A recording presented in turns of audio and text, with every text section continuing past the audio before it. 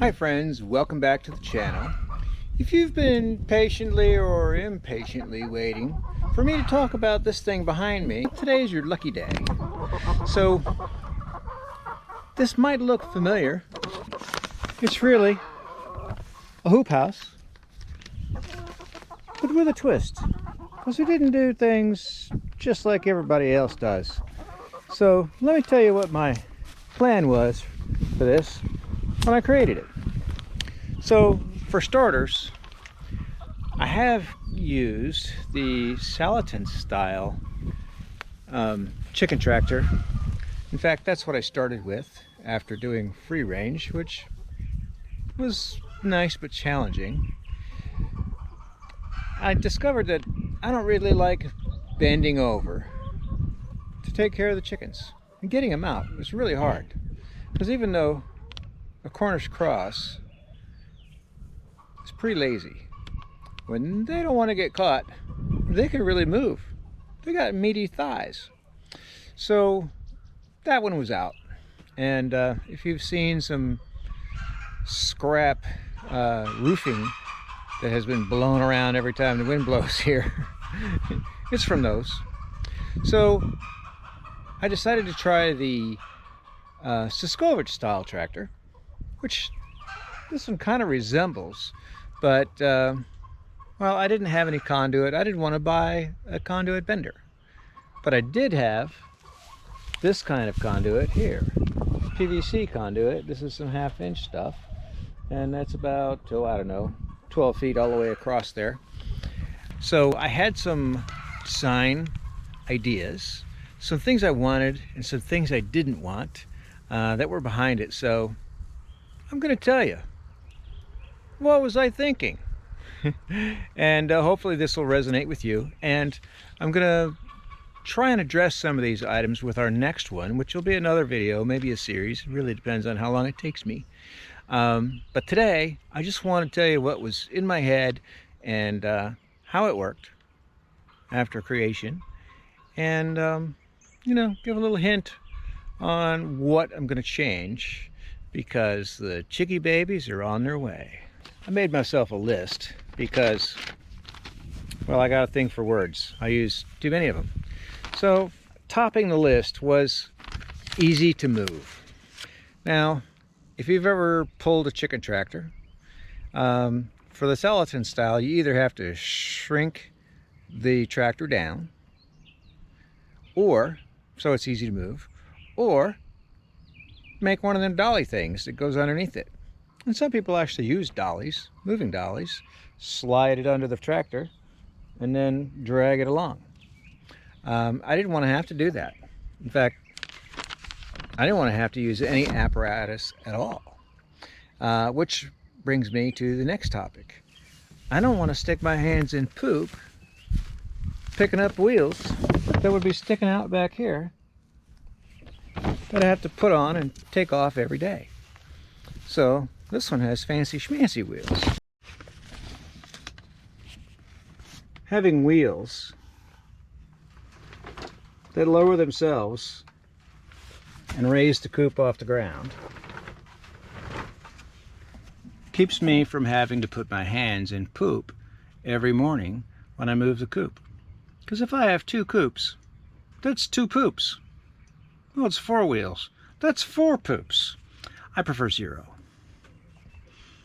Next on my list is easy to move by 110-pound granny.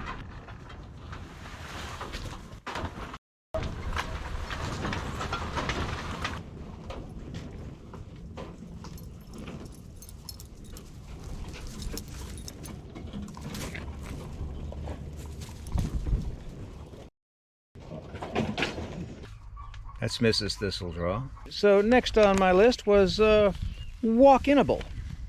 Yeah, it's a word. So it has to have a door that a standard to small-sized human could walk into. And there you go. Safety. 8,000 volts of safety. Any critter, including a human or a neighbor dog, that puts their nose against this is in for a shock. My charger puts out about 8.6 thousand volts. I think that'll do the trick. And it's pretty handy too. I don't need an extra fence charger for this, because I have a spool here that contains yards and yards of wire, which allows me to pull this the entire length. If I went directly away from my source, I can hook this wire with this handle onto the hot wire and just pull and pull and pull. Since most predators operate in darkness and a lot of them don't like light, this coop is equipped with solar powered motion sensing lights that'll activate whenever something gets, say, within 10 feet of this coop. I have one in the front and one on the back. They're identical, and every time I look out the window and see the light on, I worry. Lots of automatic-ish water. Automatic-ish water? What in the world does that mean? Well, what it means is that I have a caddy suspended here on wire that has an adjustable height chain right there. So as the chicks grow, the bucket that's hanging here and here, it sits in a cradle. Sits in a cradle right there. The nipples are down here, and as the chickens get taller, I can raise that up. Having enough water to supply a lot of chickens means that we have to have additional capacity. So I have these two 5-gallon buckets, which gives me 10 gallons, which is up off the ground. Hopefully you can see the nipples there. Using water nipples is the best way that I can think of to keep chickens from stepping in their water, scratching things into their water, getting dirt off their beak into their water. And so this will keep me from having to refill the water often. And I don't have to come in here to do it, because that's wire. And a simple hose will do the trick. I can stand outside the coop, spray the water in each of the buckets, top them off, and be done. Simple. All right, what's next? Rot resistant. Everything that touches the ground on this coop, in fact, almost everything on this coop, is pressure treated. Issue number one was not enough feed trough to go around when the chicks grow into chickens. So that's a problem we have to solve before we get chickie babies in this coop. There were a few escapes. In the beginning, the chicks, after they've been in a brooder for 2 or 3 weeks, are pretty agile. They don't turn into lumbering giants till later. So they would bum rush that door when I would come to feed them, and some of them would run right over the side. And I'm too old to be chasing a tiny little creature that's a lot faster and more agile than me across the pasture. So I'm going to put a more permanent barrier across there. I did patch it last year, but in one of the videos, it's already up, I think, yeah, it disappears from scene to scene, or I fall, or you see me falling on it. I don't know which. I think it's something about a parade, chicken parade. So I want to have that as a barrier for their exit. The other issue was in the back here. Remember, I wanted to make this easy to move. I left a little gap on the bottom there, and I had a couple of chicks in the very beginning decide that they could squeeze right under there. Not surprisingly, once they were free, they wanted back in, but I still wanted to be able to not get hooked up on things, and that's why I left the gap in the first place, because the pasture could be lumpy, and a tuft of grass hooked behind this 2x4 here would put a lot of stress on the corner joints, and over time would damage the tractor, in addition to making it difficult to move. So my solution for this was a 2x2 with hinges on it, right there and right there, so that in situations like right now, for example, where the ground is higher over here, lower over here, this adjusts with the terrain.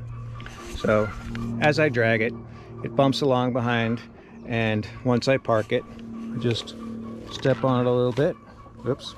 I just step on it a little bit, and there it is, in perfect position. Another item in the what could have gone better category is the construction of this. It's very heavy. Even though my 110-pound dripping wet wife, Mrs. Thistledraw, also known as Cha-Cha, can easily pull this to 12 feet required, and proved it when I had to go out of town for a couple of days. But we're not getting any younger or stronger. Well, maybe. I don't know about that last part. We're not getting any younger. And this coop ain't getting any lighter. So the next one is going to be lighter. Next up in the fancy schmancy chicken tractor series is whipping this coop into shape, getting it cleaned up, and making the necessary improvements so that we can have a nice productive season. Well, a nice productive beginning of the season, and then we'll transition over to fancy schmancy chicken tractor 2.0. Today it's going to be epic. Sad day for mommy. Thanks for stopping by. Have a great day. For the chicks. Bye-bye. Because they're going to start a new phase of their lives. Become somebody else's hens or roosters.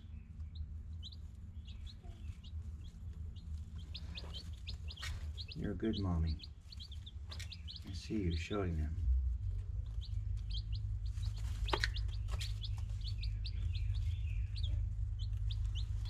I